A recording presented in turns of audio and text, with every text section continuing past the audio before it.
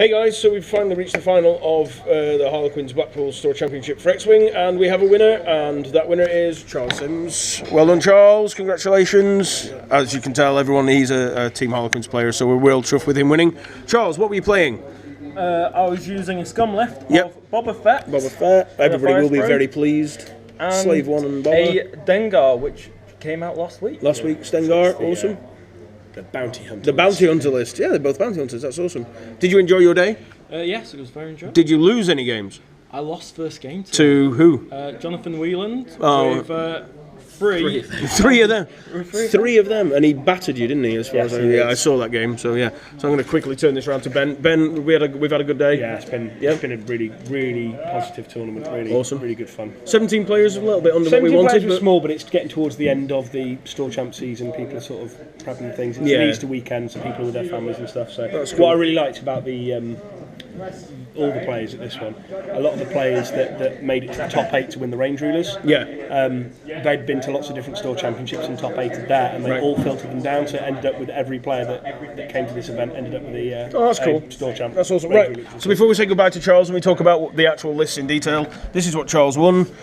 Move that a second, there we go. Champion, you've got 3 of these now, haven't you? Yeah, so two X-Wing, no, 2 Imperial Assault and 1 X-Wing. 1 X-Wing. Little tokeny Dubry.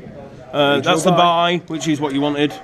The baggy thing these aren't from this, aren't they? No, they're from the Winter Game Night. Winter Game Night kit. So is that still full? Yes. Yeah. So we combined a Winter Game Night kit to give everyone extra prizes. So the top 4 all got one of these goodie bags. All right. Which included their C3PO card, which you got from taking part. Yep. They got 2 Gunners, which was from the Winter Game Night kit. Yep. A Darth Vader card, which was for the winner of the Game Night kit. Yep. And some acrylic munitions tokens. Awesome. Right. Cool. There we go. So, right, we're going to talk about this. Say goodbye, Charles. Bye. There we go. Right, let's have a quick look at what everybody... I don't think this is going to show up very well, so what we'll do is we'll do it this way. Right, cool. Hey, like this. I'll move in a little bit. So I like being in there? No, it doesn't matter. Right, so we'll do this. So this is Charles's Store Championship winning list. Yep. Caused a lot of problems for a lot of people. So Charles has gone for, like we saw before, Dengar and Boba Fett, which are both, one's normally a pilot skill 9, one's normally a pilot skill 8. So in X-Wing, for those people that don't understand, if you've got a higher pilot skill, you get to move last and shoot first, which is an advantage in this game system. He's given elite pilot talents to each of these, which is called Veteran Instincts, which gives them +2 to their pilot skill. So it makes Dengar pilot skill 11 and makes Boba Fett pilot skill 10, which means he's probably 99% of the time going to be moving last and shooting first. With Boba Fett, he was the cheaper of the 2 ships, so he's gone for an engine upgrade, which gives it the boost action. This one makes it a bit more manoeuvrable. Hey, Boba, so the boost action, there we go. Boost action on a big ship is great because it allows you to do an extra 1 manoeuvre, and particularly if you're later, if you want to get out of arc or into a better arc yourself or close the range, it's a really useful ability. Right.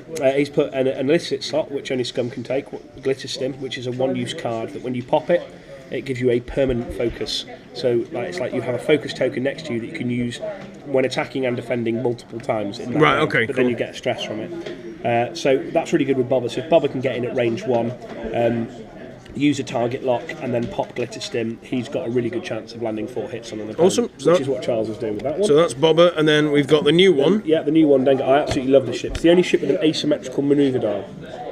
So it's better, I think, turning left than right. The other way around. Well, the engine's on this side, isn't it? Yeah. So I'm pretty certain it's better turning that way than it is turning this way. But I could be wrong. And it's got 360 as well. So it's a turreted ship, but it's normally only 2 dice. So what he's done, the first thing that he's done is put Punishing 1 title on the ship.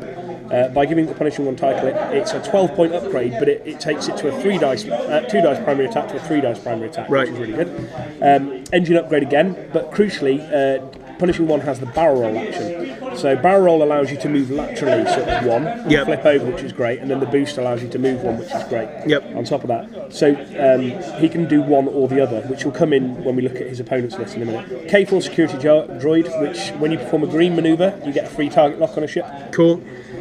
Unhinged Astromech, which turns all speed 3 manoeuvres green, so it couples in really nicely with K4 security droid. And then again, like VI that we said at the end. So that was Charles's list. That's Charles's list. Now Paul's list is almost identical, so we can get the same ships. So we have Dengar again. Dengar again. He's built his Dengar exactly how I built mine. I like him. This is basically a ninja Dengar. So instead of having that pilot skill 11, he takes push the limit. So he's got exactly the same upgrades on it as Charles took, except he also has inertial dampers, which allows the ship to, when it reveals a manoeuvre, if it wishes to, it can reveal inertial dampers and stop dead. It takes a stress thing, but it means it doesn't move, which can be really useful. But he took push the limit, which allows you to do 2 actions, which allows this ship to boost, barrel roll, target focus, various things like that. So it gives you loads of flexibility, which was brilliant until you go up against a ship that's pilot 11, which is going to go before you.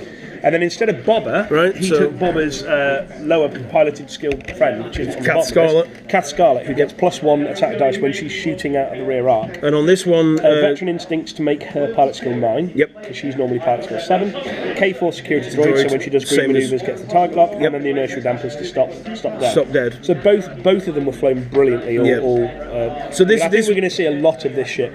In the Punishing One. In the future, yeah. Punishing One is a fantastic big base. It's basically like Dash Rendar for the Rebels, but better, I think. Dash Rendar's really good because he can have a cannon mount and things like that, but this one is faster and can do more nefarious things. As we expect from Scum Peoples. Right, well, that's it. That's great. That's both of them were flying the same ships, and both of them were doing the similar sort of thing. And Charles ended up coming out on top. So Bobber beats Kath, basically. That's what we learned today. Please like, share, subscribe, and let us know if you want to see anything else on these videos. And we'll see you all again soon. Take care, guys.